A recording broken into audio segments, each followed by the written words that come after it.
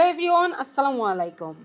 গতকালকে আপনারা অনেকেই দেখেছেন যে কিভাবে বুবলি এবং সাকিব খান পুরাই সোশ্যাল মিডিয়া ট্রেন্ডিংয়ে ছিল, এবং যেখানে সব জায়গায় পজিটিভ রিভিউ যে সাকিব খান বুবলির অনেক দিনের যে একটা ভুল বোঝাবুঝি ছিল, অনেক দিনের যে একটা মানে মানুষের চিন্তা ধারণার বাইরে ছিল যে সাকিব বুবলি কি আবারও এক হবে কিনা না, আবারও তারা পর্দায় ফিরবে কিনা না, আবারও কি তারা সংসারে ফিরবে কিনা না, সেইখানে সাকিব বুবলি যেটা করেছে কালকে তারা বুঝিয়ে দিয়েছে তারা সংসার করে। এর আগেও কিন্তু বুবলি কিছু পিকচার দিয়ে বোঝানোর চেষ্টা করেছে যে তারা সংসার করছে, কিন্তু অপবিশ্বাসের নোংরামি এবং তার ভক্তদের নোংরামির কারণে কিন্তু মানুষের এই জিনিসটা পজিটিভ বা নেগেটিভ হিসাবে মানুষের কাছে প্রচার করা হয়েছে যে না তারা সংসার করছে না, অপবিশ্বাসের সাথে সংসার করছে। অপবিশ্বাস কি কোনোদিন দেখাতে পারবে? অপবিশ্বাসকে নিয়েও তো আমেরিকায় গিয়েছিল। অপবিশ্বাস কি আমেরিকার কোনো পিকচার দেখাতে পারবে? আমরা দেখেছি কি সাকিব খান ড্রাইভারের সাথে তার ছেলেকে নিয়ে বসেছে আর অপবিশ্বাস পিছনে বসেছে।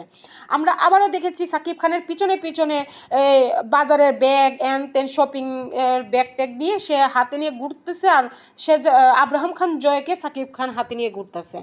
কালকে যখন সবাই একটাই পোস্ট করতেছে যে তাদের সাকিব খান বুবলির মানে ভুল বুঝাবুঝি সমাপ্তি ঘটে, তারা আবারও এক হয়ে গিয়েছে, সেই জিনিসটা আসলে পজিটিভভাবে যখন সবাই নিয়ে ফেলছে, তখন অপবিশ্বাস ডিভোর্স দিয়ে দিয়েছে অপবিশ্বাসকে।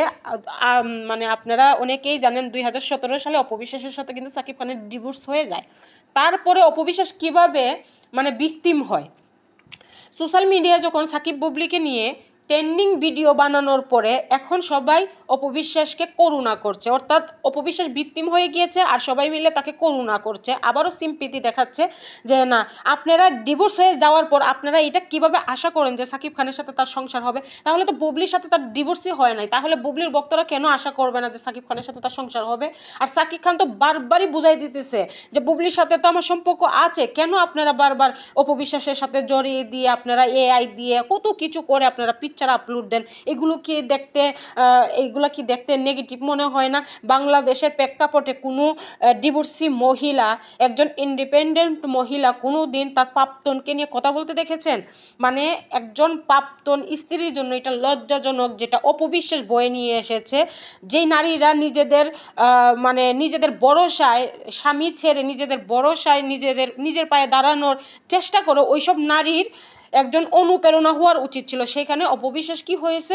অপবিশ্বাস ভিকটিম হয়েছে, সাকিব খানের সাথে সে আবার সংসার করবে সেই স্বপ্ন দেখতেছে। আর অপবিশ্বাস ভিকটিম হয়ে এই যে তার উদ্যোক্তা মুগ্ধোক্তা কত কিছুরে পিছনে লাগিয়ে দিছে যেন নেগেটিভিটি ছড়াইতে পারে, আর অপবিশ্বাস ভিকটিম হিসাবে মানে রোল প্লে